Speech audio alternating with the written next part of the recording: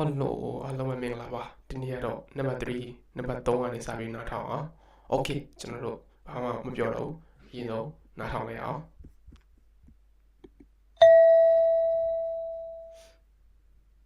3番女の学生と男の学生が話しています。男の学生は何を手伝いますか？今度の日曜日、新しい本棚を買いに行こうと思ってて、ちょっと手伝ってほしいんだけど。うん、いいよ。悪いんだけど、本棚を車に乗せて、家まで送ってもらえない？もう買うものは決まってるから、店であれこれ選ぶ必要はないんだけど。でも、本棚車に乗る？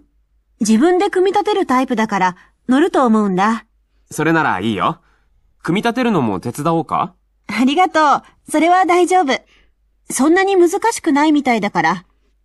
組み立てた後、ペンキを塗ったりして、自分だけの本棚を作りたいんだ。そっか。じゃあ、日曜日よろしくね。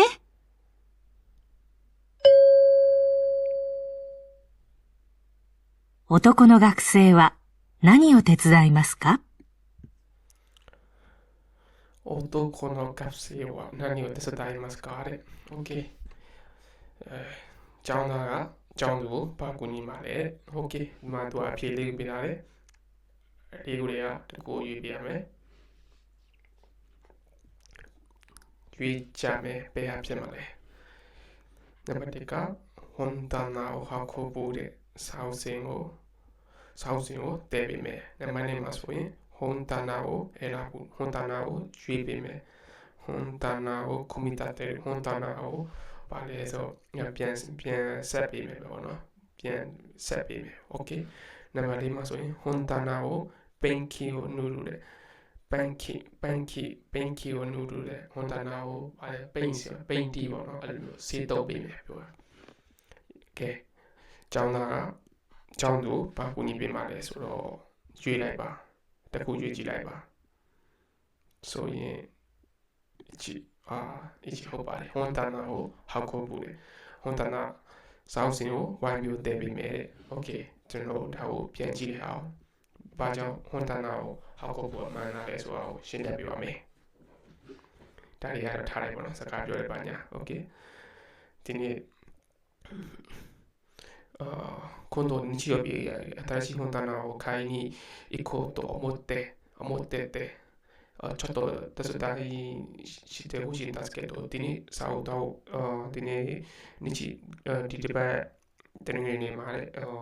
စာအုပ်စင်တွေတောက်ဝဲခြင်းနဲ့ကူညီပေးလို့ရမလားအေးရောတယ်ယောက်ျားလည်းရတယ်ကဲဝါရင်းတက်ခဲ့တော့မကောင်းရင်လည်းပေါ့နော်ဂျပန်တွေကအဲ့လိုမျိုးပဲဝါရင်းတက်ခဲ့တော့ဆိုတခုကူညီတောင်းမယ်ဆိုလို့ရှိရင်အဲ့လိုမျိုးပေါ့နော်တခုပြောမယ်ဆိုအဲ့လိုမျိုးပြောတယ်ဟောတာနာကို車に乗せてうちまで送ってもらえないသူကပြောတယ်စာအုပ်စင်ကိုတဲ့ကားပေါ်မှာတင်ပြီးတော့အိမ်ထိလိုက်ဖို့ပြီးလို့ရမလားတဲ့အဲ့ဒါもう買うものは決まってるからဒါဆိုရင်もう買うものは決まってるからသူဝယ်မဲ့ဟာကိုဘယ်ဟာဝယ်မှာလဲဆိုတာသူဆုံးဖြတ်ပြီးပြီတဲ့မင်းစတဲ့အာရီကိုရီတဲ့အဲ့ဒါဝိစီရောနိုင်တာခဲ့တော့တယ်ဆိုင်မှာလည်းဟိုကဒီဟာရွေးရမယ်ရွေးစရာမလိုတော့ဘူးဘယ်ဟာဝယ်မှာလဲဆိုတာတခါလေးဆုံးဖြတ်ပြီးပြီတဲ့အဲ့ဆိုရင်ဒီမှာဒါဆိုရင်ဟွန်တနာကိုအဲ့ဒါဘူးဆိုတာလည်းမဟုတ်တော့ဘူးเนาะOkay နောက်ပြီးでも本棚が車に乗るとはကောင်းလေးပြောတယ်စာအုပ်စင်ကြီးရတဲ့ကားပေါ်မှာတင်มาလားတဲ့ပြောအဲ့မှာမင်းကလေးကပြန်ပြောတယ်自分で組み立てるタイプだから乗ると思うんだပါလေဆိုကိုကလည်းကိုတစားတီဖြုတ်ခဲ့ပါတော့တစားတီဖြုတ်ခဲ့ပြီးတော့အိမ်ရမှာကိုကလည်းကိုပြန်ဆောက်တဲ့အမျိုးအစားဖြစ်လို့တဲ့တစားတီဖြုတ်ပြီးတော့ဖြုတ်ထားကြမို့ကိုကားပေါ်မှာတင်လို့ရမယ်လို့ထင်ပါတယ်တဲ့それならいいよကျောင်းသားပြင်ပြောတယ်組み立てるものも手伝おうかကျောင်းသားပြောတယ်ဒါဆိုရင်ရပါတယ်ပေါ့နော်組み立てပြန်တစားစီဖြုတ်ထားတာကိုပြန်ဆောက်ဖို့စာကိုလည်းကူညီပေးရမှာလားလို့ပြောတာမှာありがとうကျေးဇူးတင်ပါတယ်それは大丈夫だအဲ့ဒါ大丈夫ဆိုတာမလို့ပေါ့နော်အဆင်ပြေပါတယ်ပေါ့そんなに難しくないみたいだから難しくないみたいだからအဲ့တော့ခံမဲ့ပုံမပေါ်ဘူးပေါ့နော်အဲ့ဒါကြောင့်မို့ပါတယ်組み立てあとはのペンキンを塗ったり自分だけで組み立て自分だけの本棚を作りたいんだとはပြောတယ်စာအုပ်စင်ကိုပြန်ဆောက်ပြီးတော့သူပိန်ဆေးလဲချဲပဲပေါ့နော်သူကိုယ်တိုင်လှုပ်ထားတဲ့စာအုပ်စင်ကိုလှုပ်ချင်လို့မင်းလေးကပြောတာပေါ့နော်အဲ့ဒါကြောင့်သူဆော့ကာပေါ့အဲ့လိုမျိုးပေါ့နော်じゃあ日曜日よろしくねအဲ့လိုပြောအဲ့တော့ပါလဲဆိုသူကဒီမှာလဲပိန်ဆေးလဲသူကလူချဲမယ်ကွန်ပျူတာတယ်လဲသူကဖြစ်မယ်ပေါ့နော်လုံမယ်လို့သူကပြောသွားတယ်အဲ့ဒါကြောင့်ကျွန်တော်တို့ဒီမှာကိုရူမာနီနိုဆဲလို့ပေါ့နော်ဟွန်ဒါနာကိုဟာခိုးဖို့ပေါ့နော်အဲ့လိုမျိုးဒီမှာဆိုရင်ဥချိမတဲ့အခုတင်မှုတိုင်းနိုင်နဲ့ဦးနေကိုင်းလောက်တာအဲဒါကြောင့်ကျွန်တော်တို့ဟွန်တနာကိုဟာခေါ်ဖို့ပေါ့နော်စာအုပ်စင်ကိုကျွန်တော်ဝိုင်းတည်ပေးမယ်လို့သူကပြောတာပေါ့နော်โอเคဒါဆိုရင်နံပါတ်3ပြီးသွားပြီနံပါတ်4နားထောင်အောင်ဆက်ပြီးတော့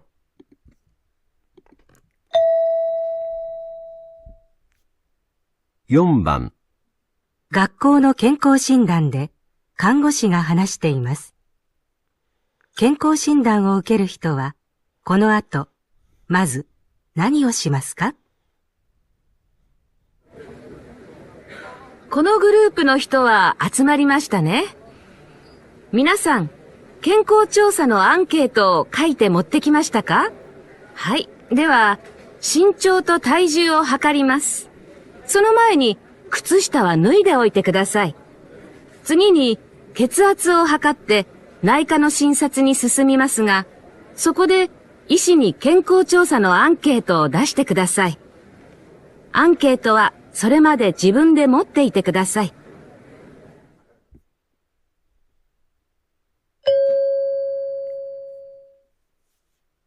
健康診断を受ける人は、この後、まず何をしますか？ OK မိကုံက看護師難を受ける人はこの後まず何をしますかကျမရေးစီစဉ်မဲ့သူတွေကပထမဆုံးပါကိုလုံးမှာလေသူကမေးတယ် OK သူလုံးမဲ့ຢာတွေကဒီမှာပေးထားတယ်ဒီမှာပုံလေးနဲ့ပေါ့နော်နံပါတ်1မှာဆိုလို့ရှိရင်ကျွန်တော်ပေါင်ချိန်နဲ့အရက်တိုင်းနဲ့နံပါတ်2မှာဆိုလို့ရှိရင်ခြေချွတ်တယ်နံပါတ်3မှာဆိုလို့ရှိရင်ကျွန်တော်သွေးပေါင်ချိန်နဲ့သွေးထုတ်တယ်ပေါ့နော်အပြီးတော့နံပါတ်4မှာဆိုလို့ရှိရင်အန်ကက်ကိုထပ်တယ်ပေါ့နော်โอเคအဲဆိုရင်ကျွန်တော်တို့ဘေးဟာကိုရွေးမှာတယ်ဒါဆိုရင်ကျွန်တော်ဆိုရင်နံပါတ်2ပဲဖြစ်ပါလိမ့်မယ်ကုဆုရှိတာပေါ့နော်ကုဆုရှိတာကိုနှုတ်ခုပေါ့ဒါပဲမှန်တာပေါ့ကုဆုရှိတာကိုမှန်ပါတယ်တကယ်လို့မှားခဲ့ရင်ဆိုလို့ရှိရင်တော့ဒီလိုအမှားချက်ပြအောင်ပေါ့နော်ဒါဆိုရင်ကျွန်တော်ဖြေရမှန်သွားလို့မှန်တာပေါ့ဒီလိုအစိမ်းအောင်ပြအောင်โอเคဒီမှာကကျွန်တော်အစဆုံးမပြောတော့ဘူးပေါ့နော်ဘာလို့လဲဆိုတော့ဒီမှာအတူချုပ်ပဲပြောလိုက်တော့မယ်皆さんねティアニメさんこのグループの人は集まりましたねဒီအဖွဲ့ကလူစုခဲ့ပြီเนาะတဲ့皆さん観光調査のアンケートを書いて持ってきましたかသူက観光調査アンケートကိုရေးပြီးယူလာခဲ့ပြီလားတဲ့ပြောはいででは身長と体重を測りますဒါဆိုလို့ရှိရင်ねသူကခန္ဓာကိုယ်အရက်နဲ့အလေးချိန်ကိုတိုင်းမယ်ပြောတယ်အဲဒီမှာတိုင်းမယ်လို့သူကပထမဆုံးပြောတယ်เนาะပြီးတော့その前にအဲ့ဒါမတိုင်းခဲ့ပေါ့ဒီနေရာအသက်ပေါ့เนาะその前に靴下を脱いでおいてくださいねသူကပြောတယ်အဲ့တော့ဗာလဲအရက်နဲ့ကိုယ်လေးချိန်မတိုင်းခင်မှာတဲ့靴下ကိုဆိုတာကျွန်တော်ချိတ်တွေကိုလည်းပထမဆုံးချွတ်ပါလို့သူကပြောနေတာပေါ့နော်ချွတ်ပါအားကြောင့်မို့ကျွန်တော်ဒီမှာဆိုရင်မိကုံမှာဆိုရင်နံပါတ်2ပုံပါနော်靴下ကိုသူနှုတ်ခုပေါ့နော်靴下ချိတ်တွေကိုချွတ်နေတဲ့ပုံပေါ့နော်ဒါကြောင့်ကျွန်တော်နံပါတ်2ကမှန်သွားပါတယ်โอเคဒါဆိုရင်ဒီမှာတော့နံပါတ်2ကတူတူလေးနဲ့ပေါ့နော်ဒီဆိုနိုမိုင်းနီဆိုတဲ့စကားလုံးလေးနဲ့ပေါ့နော်အဲ့ဒါလေးနဲ့ဖမ်းသွားတာပေါ့โอเคဒါဆိုရင်ကျွန်တော်နောက်တစ်ပုဒ်ကိုထပ်သွားအောင်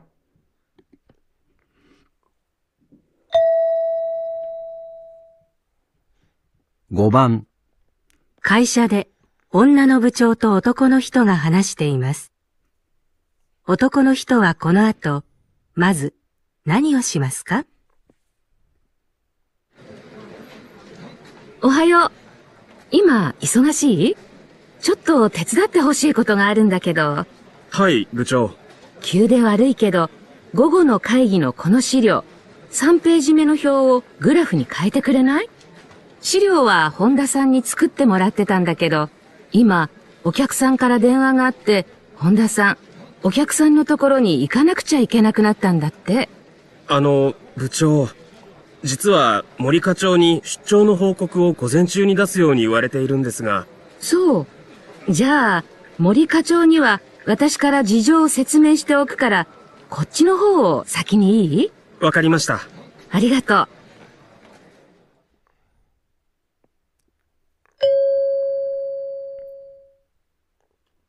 男の人はこの後、まず何をしますか？ OK ယောက်ျားလေးကပထမဆုံးဘာကိုလုံးမှလဲလို့မိကုန်းမေးလိုက်တယ်ယောက်ျားလေးလုံးမရရင်တော့ပေးထားတယ်နံပါတ်1ကရှီလီယိုကိုစုကလီနာကိုဆိုတဲ့နံပါတ်2ကအိုကီယာကုဆန်တော့တိုကလိုနီအီကိုတဲ့နံပါတ်3ကရှူချွန်နိုဟိုကူကိုတာဆူနံပါတ်4ကမိုလီခါချောနီလန်လာကိုဆူလို့တဲ့သူကပေးထားတယ်ဒါဆိုရင်ဘယ်ဟာကအမှန်ဖြစ်မှာလဲကျွန်တော်ဆိုရင်ရှီလီယိုကိုစုကလီနာကိုစုပဲရွေးရမှာဟုတ်ပါပေါ့ရှီလီယိုကိုစုကလီနာကိုစုပေါ့နော်ရှီလီယိုစုကလီနာကိုစုပေါ့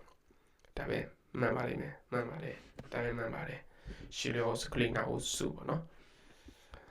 ဒါဆိုရင်ဘာကြောင့်ရှီလီယိုစုကလီနာကိုစုလို့ပြောရလဲဆိုတော့ဒီမှာကြည့်ရအောင်ကျွန်တော်ဆိုရင်ဒီမှာဦးနာတော့ကိုကဦးနေကြလို့နောက်တော့ကိုကအဖို့ချောပေါ့နော်သူကနေမှယောက်ျားလေးကိုဦးနေကြလုပ်တယ်iso inte waring keto ပေါ့ခဏကျွန်တော်ပြောတယ် waring keto waring တစငါတို့ဦးနေကြလုပ်ချင်တယ်မှာတုံးနေအောင်ဆိုတော့ရုပ်တရက်ပေါ့နော်မကောင်းပေမဲ့လည်းကောက်ခွန်တော့ခံကင်းတော့ရှီလီယိုကိုတဲ့စံပေးကြီးမဲနီဟယောနော်စံပေးကြီးပဲနော်ဟယောကိုတဲ့ grab ဖုန်နီစံခိုင်တဲ့ကရနိုင်နဲ့သူကပြောညနေအစည်းအဝေးမှာတုံးမှုစားတယ်နေဟိုတဲ့စံပေးကြီးမှာရှိတဲ့ဟောက်စာကို grab ဖုကိုgrab ဖုကိုပြောင်းပေးလို့ရမလားတဲ့ table ကို grab ကိုပြောင်းပေးလို့ရမလားထားလိုက်တာအလောက်ကြီးမကြည့်ဘူးဘာလဲဆိုတော့အဓိကသူပါခိုင်းတယ်လေပေါ့နော်အဲ့ဒါပြောင်းပေးလို့ရမလားပေါ့နော်အဲ့လိုပြောတယ်နောက်တော့ရှီလိုဝါဟွန်တာဆန်ကစကုတဲ့မူရာတန်တက်စကေတိုဆိုင်ရအောင်လုပ်ခဲ့တာကဟွန်တာဆန်န်စကေတို今までお客様から電話あって本田さんお客様のところに行かなきゃいけないくなったんだတော့行かなきゃလို့ပြောနေတာမတော်လို့မရဘူးပေါ့နော်ဟွန်ဒါဆန်ကโอเคကုစမရှိကဖုန်းလာလို့โอเคကုစမပါအိโอเคကုစမရှိမတော်လို့မရဘူးတဲ့အဲ့ဒါကြောင့်မို့ဒီဆိုင်တဲ့နေကိုယောက်ျားလေးကိုပြင်ပြီးလို့ရမလားဘိုးနေကိုင်းလုပ်တယ်အဲ့မှာတော့ယောက်ျားလေးကပြန်ပြောတဲ့နဲ့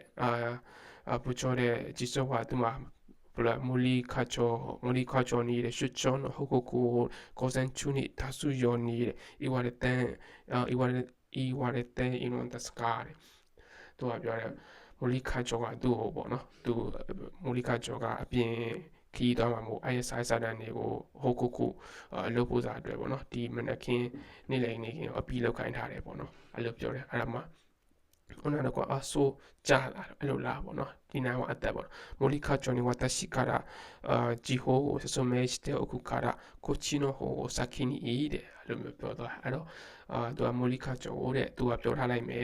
ဒီအလုပ်ကိုချီနော်ဟိုဆိုတာခုနကတော့ဒီပေါ့နော်ခိုင်ကီနိုရှီလီယိုကိုခိုင်တဲ့ကရနိုင်ဆိုတဲ့ဥစ္စာပေါ့နော်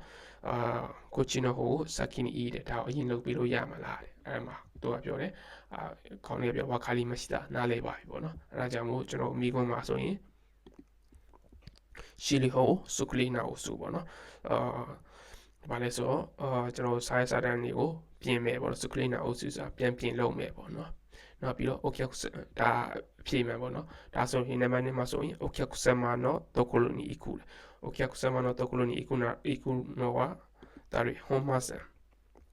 ပေါ့နော်ဒီမှာဟိုမာဆန်တော့လည်းပြောတယ်နံပါတ်3မှာဆိုရင်နံပါတ်3ဆိုရှုချွန်ဟိုကိုကိုတာဆိုရှုချွန်ဟိုကိုတာဆိုဆိုတာသူဟိုနောက်မှလောက်လိုက်မယ်ပေါ့နော်နောက်မှလောက်ပါပေါ့သူမိုလီခါချောသူပြောထားလိုက်မယ်လို့မင်းကလေးကပြောတယ်အဲဒါကြောင့်မို့အဲ့ဒါမဖြစ်နိုင်ဘူးနံပါတ်4မှာဆိုလို့ရှိရင်မိုလီခါချောနီလန်လာကိုစတူရမိုလီခါချောနီဟိုကိုစတူလို့ပြောသွားတာကဘယ်လဲ မင်းကလေးကပြောသွားတာအဲ့တော့မင်းကလေးလုံးမှာအဲ့တော့သူလုံးရမှာကရှီလီယိုဆုခလီနာအိုစုပေါ့နော်โอเคဒါနံပါတ်ကြီး1ရဲ့နံပါတ်5အထိဖြစ်ပါတယ်ဒီနေ့ကတော့ဒီလောက်ပါပဲ